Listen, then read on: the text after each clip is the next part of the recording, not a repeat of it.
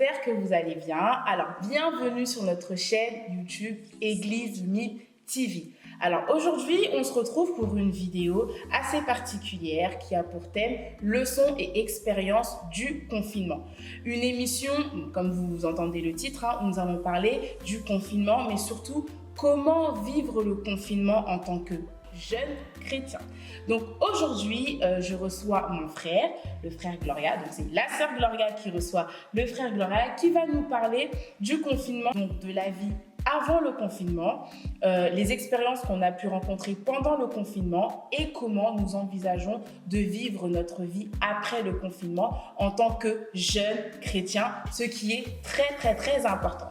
Mais avant de pouvoir entrer dans le vif du sujet, je vous invite à pouvoir vous abonner, à partager la vidéo, à liker la vidéo et surtout, n'oubliez pas de cliquer sur la cloche de notification afin de recevoir toutes nos vidéos en notification.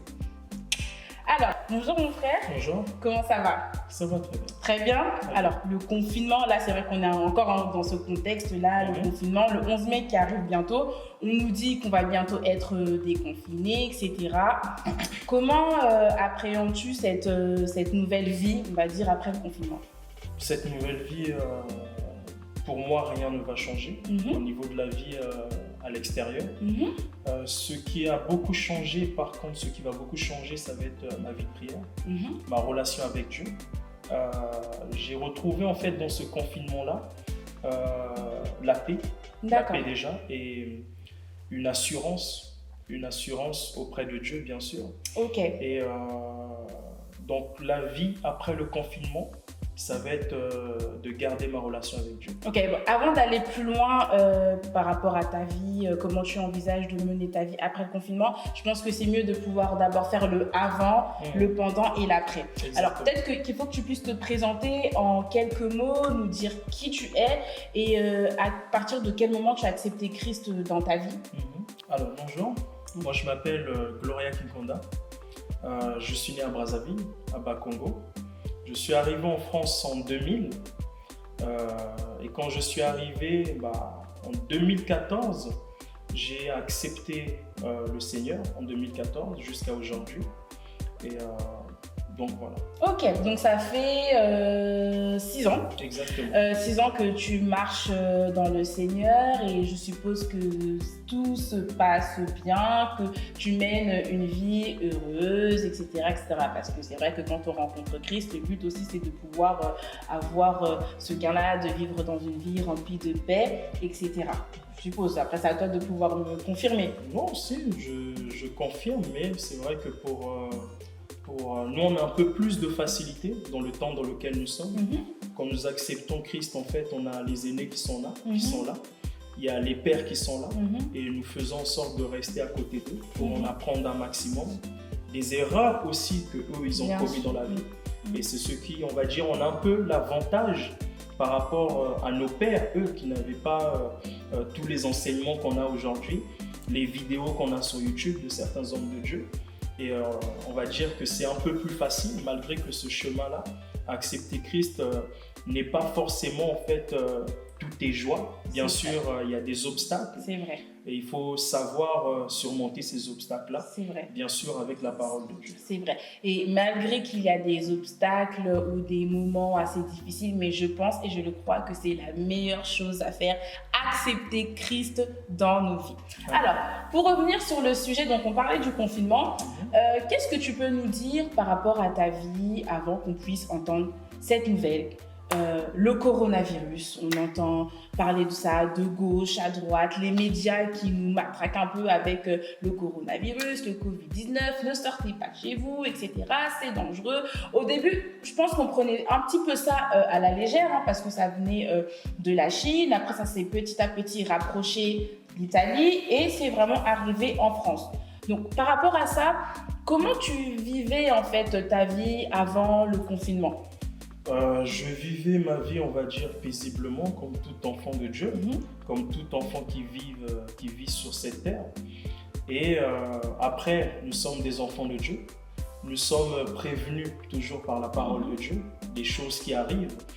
Et nous ne sommes pas surpris, en tout cas, je n'ai pas été surpris pour ma part, de ce qui est en train de se passer actuellement. Dieu nous parle de ces choses qui doivent arriver, des signes qui doivent arriver pour la fin des temps. Et nous sommes dans la fin des temps. Donc, je n'ai pas été surpris. D'accord. Donc, comme tu n'as pas été surpris, donc tu as su anticiper, tu as su aviser, tu as su te préparer, en fait, te mettre directement en tenue de combat pour la suite. Tenue de combat, non, parce que je pense que ce confinement, en tant que jeune chrétien, il y a des choses, même si on est prévenu, mais on n'a pas souvent la stratégie, la stratégie adoptée quand on est déjà dans la chose. Et c'est vrai que beaucoup de surprises, en tout cas pour moi, où j'ai découvert une facette de moi-même, une relation que je devais approfondir avec mon Dieu. Donc là où je pensais connaître Dieu, donc j'étais complètement ailleurs, si on peut dire. Ok, c'est très bien que tu puisses dire ça parce que ça va nous permettre d'avancer dans le sujet et de comprendre, du coup, quand cette nouvelle est arrivée, donc là c'est bon, on rentre dans le confinement. Comment, est-ce que tu as changé tes habitudes de vie? Est-ce que tu as changé tes habitudes, par exemple, de prière? Quel a été en fait ton mode de vie? À savoir que qui dit confinement, qui dit qu'on ne travaille plus, qu'on reste à la maison, pour les enfants de Dieu, plus de réunions de prière carrément, parce que toutes les réunions, les rassemblements sont interdits. Donc ça fait qu'il y a une certaine routine de vie qui s'installe. Une routine dans le terme, dans le domaine social, mais aussi spirituellement parlant. Est-ce que tu peux nous parler un petit peu de cette étape-là? Alors, au début, le début du confinement, c'était assez difficile. Difficile parce qu'il faut aller chercher quelque chose à faire. Parce qu'on est jeune, on n'est pas souvent chez nous. C'est vrai. Et là, on se retrouve d'un coup coincé dans la maison.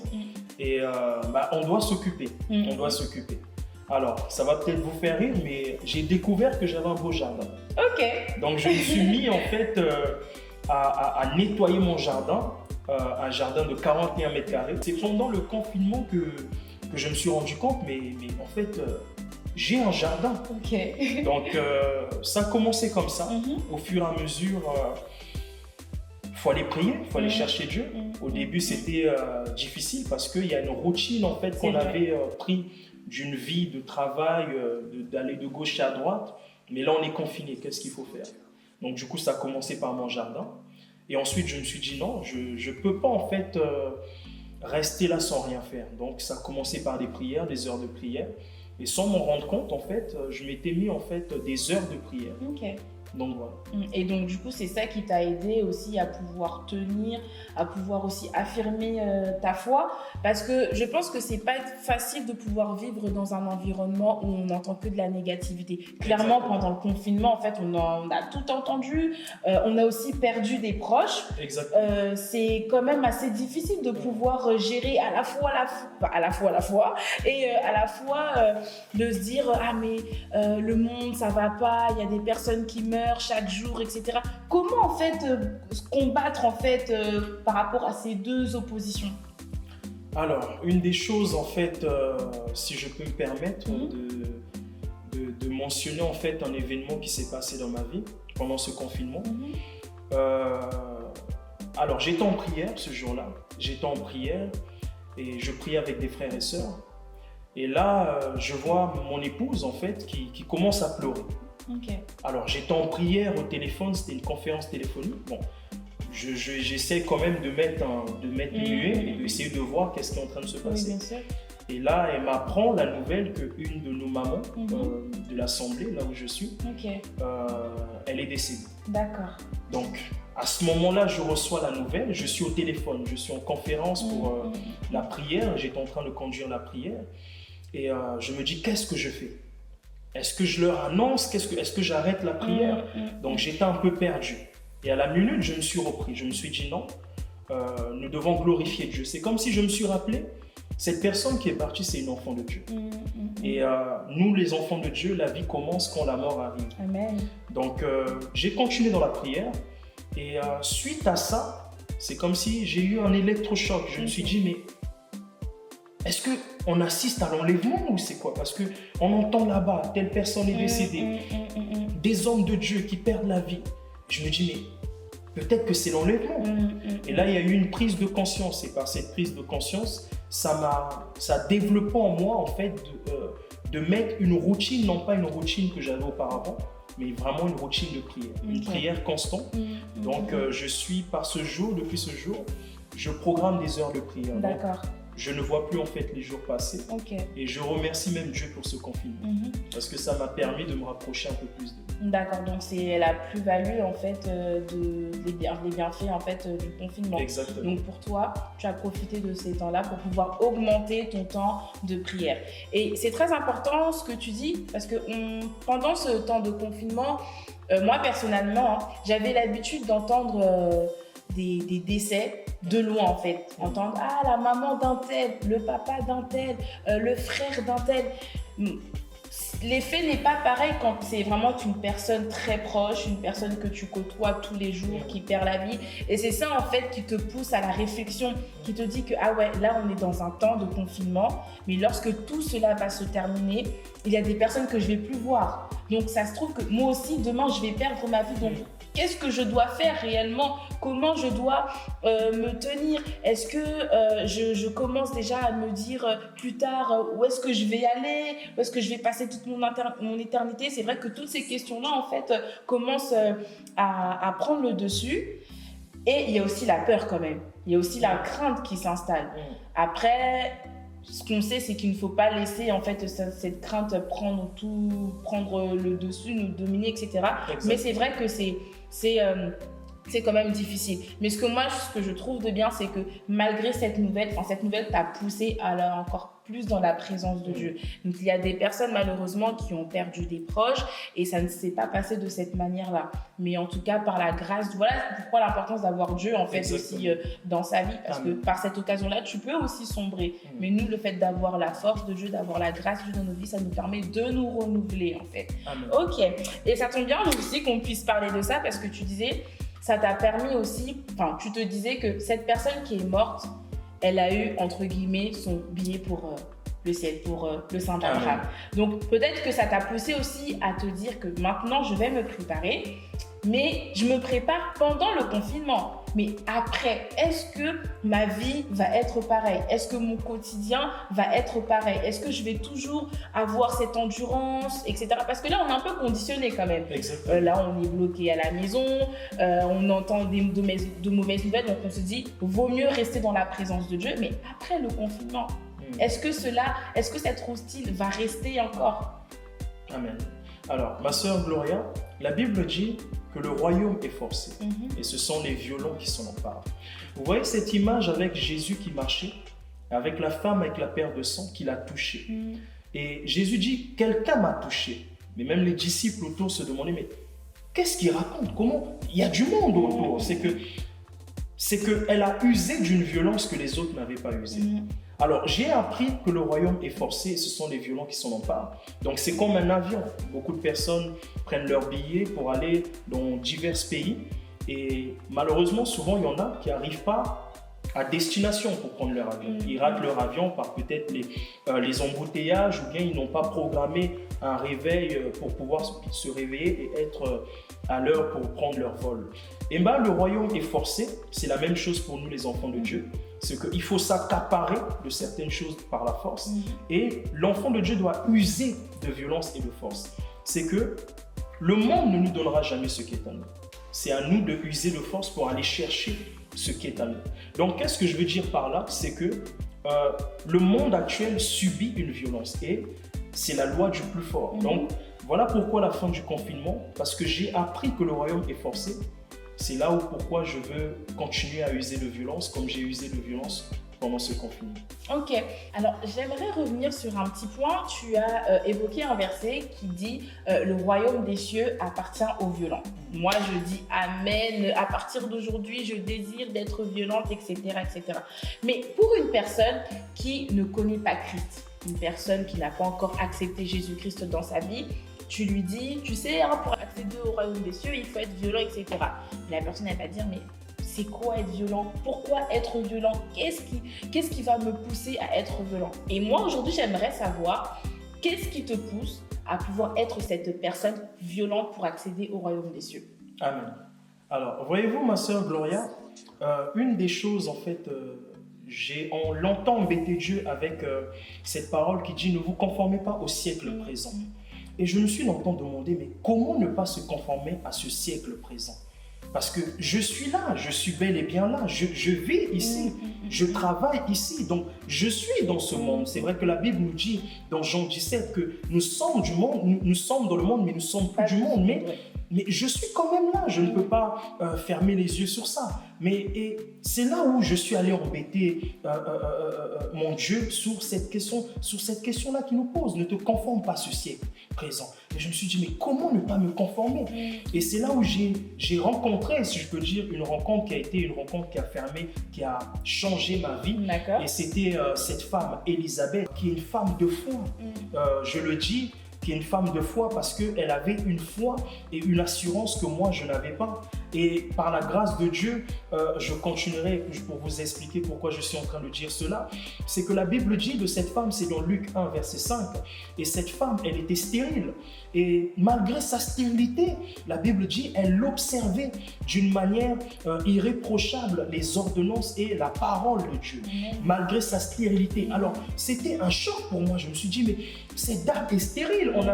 On a vu Anne qui a prié pour avoir un enfant. Mais elle n'a pas prié. Elle n'a pas embêté Dieu pour sa stérilité. Mais la Bible dit, elle l'observait d'une manière irréprochable les ordonnances et les commandements de Dieu. Alors, cette femme m'a vraiment fasciné. Je me suis dit, ah d'accord, parce que j'ai compris par là la stérilité. Ma soeur, c'est pas forcément ne pas enfanter. Ça peut être dans divers domaines de la vie. Bien sûr. Ça peut être, il y a aussi ceux qui n'arrivent pas à trouver un travail, c'est une forme de stérilité.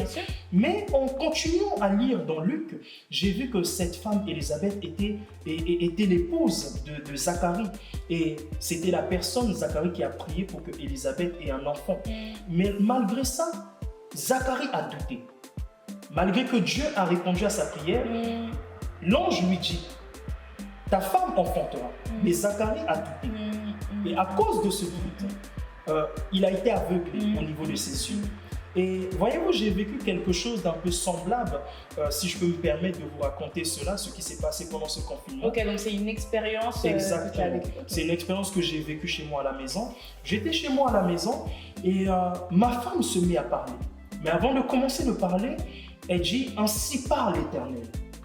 Et je regarde ma femme, j'étais dans la presse, je dis « Mais pourquoi elle dit ça ?» Je ne comprenais pas. Et elle dit « Mais le péché est rentré dans ta maison. » Et là, elle me dit « Gloria, tu as fait rentrer le péché à la maison. » D'un coup, je veux me poser les questions, pourquoi elle me dit ça, mais il y a un autre côté de moi qui a peur de ce qu'elle est en train de dire. Et je me dis, mais qu'est-ce qui se passe? C'est ma femme. Et j'essaie de comprendre, mais elle joue avec moi ou... Donc j'essaie vraiment de dire, mais elle joue à quoi? Mais je ne peux pas non plus ignorer ou être insensible à la présence qu'il y avait dans la maison. C'est que pendant qu'elle parlait, il y avait une autorité et comme une autorité et une peur. Mais ce n'était pas une peur qui va me faire fuir, c'était une peur, une autorité. Exactement. C'était comme s'il y avait quelqu'un d'important. Et là, j'ai compris que non, c'était Dieu qui se manifestait à travers ma femme. Mais avant ça, tu avais quand même un petit peu de doute, en fait. Tu ne savais pas trop distinguer. Je doutais et je continuais à douter, bien sûr. Voilà. Et malgré ça, je continuais à douter et à essayer de raisonner. Mais comment Dieu peut prendre la bouche de ma femme comme ça et me dire... Et malgré ça, et c'est là où je me suis rendu à l'évidence que oui, effectivement, Dieu est en train de se manifester dans ma maison et il me dévoilait une des choses qui était au fond de moi depuis très longtemps, depuis peut-être même ma naissance aussi. Parce que, voyez-vous, je suis né au Congo, à Brazzaville, et j'ai vécu la guerre, le génocide, la guerre qui s'est terminée en 99. Et suite à cet événement, je suis arrivé en France. Et voyez-vous, la vie que j'ai vécue, j'ai longtemps marché avec le doute que je n'aurai pas ça. Ma vie ne sera pas comme les autres enfants. Et quand je suis arrivé en Europe, je me suis dit, je n'aurai pas la même vie que les autres. Et même quand je me suis marié, en rentrant chez moi avec mon épouse, je me suis dit, non, je ne suis pas marié. Donc, je continuais à manifester en fait le doute en moi, que pour moi, en fait, ces choses, c'était impossible. Je ne pouvais pas bénéficier de ces choses. Donc, j'étais étranger à ces choses. Et par la grâce de Dieu, Dieu m'a délivré du doute pendant le confinement. Donc voilà pourquoi je rends grâce à Dieu de ce que Dieu a permis le confinement aussi, qui est une grâce pour ceux qui ont compris ce que ça veut dire. Donc c'est une repentance aussi. Bien sûr. Donc, suite à cet événement, je me suis longtemps répandu. D'accord. Parce que je promenais le doute en moi et je pense que bien des épreuves Dieu m'a fait passer, j'ai échoué à cause du doute. D'accord, ok. C'est une expérience, le confinement est une expérience vraiment qui permet aux personnes qui ont cherché Dieu de pouvoir se rapprocher de lui et de pouvoir corriger ces petites imperfections. Et j'aimerais même rajouter quelque chose parce que on a l'habitude de nous mettre en avant ce qu'on appelle, ce que le monde appelle les gros péchés, c'est-à-dire l'impudicité, le vol, tout ce qui est lié à l'idolâtrie, le mensonge, etc. Et on minimise un peu ce qu'on appelle aussi, ce que le monde appelle les petits péchés, tels que le doute, l'incrédulité, etc., etc. Or qu'en réalité, la Bible nous dit qu'il n'y a pas de gros ou de petits péchés. C'est-à-dire que même par ce petit péché qui est le doute, tu peux rater le royaume des cieux. Exactement. Et Dieu aussi nous demande et nous dit de pouvoir ne pas négliger les petites choses, faire vraiment attention à ces petites choses-là parce qu'en réalité, ce sont ces choses-là qui peuvent aussi nous faire rater énormément de choses, peuvent nous faire rater des bénédictions, mais aussi le royaume des cieux. Donc moi, ce que je peux apporter vraiment, ce que j'aime, c'est que à travers ton expérience, Dieu t'a délivré en fait du doute, vraiment. Et ça, c'est ce qui est très important. Il y a beaucoup de personnes qui doutent. Tu sais, pendant la période de confinement, on a vu beaucoup de personnes mourir, on a vu des cas de malades s'augmenter, etc., etc. Et obligatoirement, le doute peut s'installer. Donc aujourd'hui, il faut le dire qu'en tant qu'enfants de Dieu, nous devons vraiment faire en sorte de ne pas douter. Là, le confinement va s'arrêter, on va rentrer dans une nouvelle phase, on va encore nous dire que la maladie n'est pas terminée, il faut faire attention, etc. Ne sortez pas de chez vous. Mais nous sommes des enfants de Dieu et nous devons avoir la foi. N'oublions pas que sans la foi, nul ne lui est agréable. Donc, ne doutons pas, faisons comme notre frère Gloria, arrêtons de douter. Amen. Alors, pour terminer, on va bientôt finir, j'aimerais que tu puisses nous parler de ta vie après le confinement. Comment vois-tu ta vie après cette phase? Juste avant de répondre à cette question, si vous me permettez, j'ai un verset dans Jacques 1, je vais commencer au verset 6. D'accord. Mais qu'il demande avec foi sans douter, car celui qui doute est semblable à un flot de la mer, agité par le vent et poussé de côté et de l'autre. Et au verset 7, la Bible dit qu'un tel homme ne s'imagine pas qu'il recevra quelque chose du Seigneur. Donc voilà que le doute te fait rater énormément de choses. Maintenant, pour répondre à votre question, alors que sera ma vie après le confinement? Eh bien, c'est simple, augmenter ma relation avec le Seigneur et lui consacrer totalement ma vie parce que je me suis rendu compte que j'ai fait des choix dans la vie où Dieu n'était pas forcément. À cause du doute en fait, parce que en doutant de moi-même, je doutais de Dieu. Donc je ne marchais pas avec Dieu. Donc les choix que j'ai faits, Dieu n'était pas là parce que je doutais. Et aujourd'hui, par la grâce de Dieu, Dieu m'a délivré de ce doute-là. Je le remercie pour ce qu'il a fait pour moi pendant ce confinement qui était bénéfique pour moi, qui est toujours bénéfique parce que nous sommes toujours dans le confinement. Donc ce que je ferai, c'est vraiment chaque chose que je ferai, je lui laisserai bien sûr le soin de pouvoir m'enseigner et de pouvoir me diriger. Amen. Alors, si tu devrais dire quelque chose à une personne qui nous regarde, un encouragement, un conseil, une manière de pouvoir exhorter par rapport à ton vécu, par rapport aux choses qui peuvent nous arriver après ce temps de confinement, je vais te laisser t'adresser face à la caméra. Amen. Alors, je vais m'adresser à la personne qui nous écoute avec une attention, si je peux dire, extraordinaire. Et ce que je veux te dire, c'est que je parlais de cette femme qui est Élisabeth. Elle n'a jamais douté. Elle n'a jamais douté et par la grâce de Dieu, elle a enfanté. Elle n'a jamais douté, pourquoi? Parce qu'elle n'a jamais regardé à ce qu'elle n'avait pas, mais elle regardait à ce que Dieu lui proposait. Le monde lui a proposé la stérilité, mais le royaume des cieux, là où est notre Dieu, Dieu lui a proposé la fécondité. Donc, ce que je peux dire à une personne qui nous écoute, c'est de regarder à ce que Dieu nous dit et non de regarder à ce que le monde nous propose. Amen. Donc, regardons à ce que Dieu nous dit. Restons accrochés à cette parole comme Élisabeth. Elle a observé les ordonnances de l'Éternel. Et donc, c'est ce que notre frère aujourd'hui nous nous invite à pouvoir faire. En tout cas, je te remercie. Merci d'avoir accepté de pouvoir passer dans notre émission et que Dieu te bénisse. Amen. À vous qui avez regardé cette vidéo avec une attention extraordinaire, comme l'a mentionné notre frère, j'espère que vous avez été bénis par cela. N'oublions pas que pendant ce temps de confinement et même après le confinement, de toujours nous accrocher à Christ, parce que sans Christ, vraiment, il n'y a pas de vie, il n'y a rien du tout. Pour vous qui nous regardez, nous espérons avec tout cœur que cette vidéo vous a vraiment touché, que le message aussi est passé, parce qu'au-delà de parler de nos leçons, de nos expériences que nous avons rencontrées durant le confinement, on veut faire passer un message de paix et surtout d'espérance. Accrochons-nous à Dieu, parce que sans Dieu, c'est la mort. Alors, l'émission est terminée. Je suppose que tu n'as plus rien à dire. Peut-être que tu veux rajouter quelque chose. Ok, ça marche. Alors, n'hésitez pas à vous abonner donc à notre chaîne YouTube Église MIP TV. Abonnez-vous, partagez, likez et surtout activez la cloche de notification pour pouvoir recevoir toutes nos actualités. Et on se retrouvera pour un prochain épisode avec une ou un nouvel invité. Que Dieu vous bénisse.